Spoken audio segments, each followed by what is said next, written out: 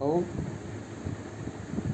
ବର୍ତ୍ତମାନର ଆମର ସାମ୍ବାଦିକ ଭାଇମାନେ ଆସିଲେଣି ଠିକ୍, କିନ୍ତୁ ଆଗରୁ ବି ଯେଉଁ ଓଲଟ ପଲଟ ସାମ୍ବାଦିକ ଭାଇମାନେ କହନ୍ତି ସେଟା ଜନସାଧାରଣ କେହି ବୁଝିପାରନ୍ତିନି। ମୁଁ ଯାହା କହୁଛି, କାରଣ ମୁଁ କିଛି ମୋର ସାଙ୍ଗ ସୁଖ ସବୁ ଅଛନ୍ତି ନା ନାହିଁ, ମୁଁ ପଚାରେ ଏଇଟା କ'ଣ କହିଲା, କେମିତି କ'ଣ ଏମିତି କହିଲେ ଏଇ ସାମ୍ବାଦିକ କ'ଣ ଗୋଟେ ଅଲର ବଲର ଅଗଲ ବଲର କହିଲେ ବୁଝେଇଲ ଟିକେ ବୁଝେଇଲ। ଯେହେତୁ ମୁଁ ଜଣଙ୍କୁ ପଚାରିଲି, 5 ଜଣଙ୍କୁ 100 ଜଣଙ୍କୁ ପଚାରିଲି, ମୁଁ କ'ଣ ବୁଝିଲି ଏଥିରୁ?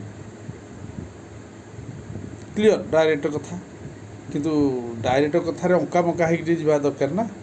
ଆପଣମାନେ ଯାଉଛନ୍ତି,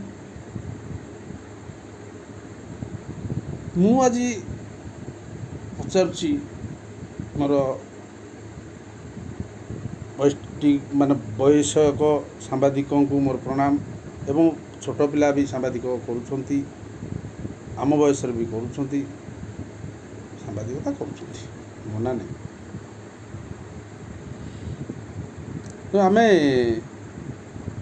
ଯେଉଁ ମୋଦିଜୀ ବଜେଟ୍ ପାସ୍ କଲେ ଆନ୍ଧ୍ର ଆଉ ବିହାର, ସିଏ ସାହାଯ୍ୟ କଲେ, ତାଙ୍କୁ ପଇସା ସିଏ ଦେଲେ।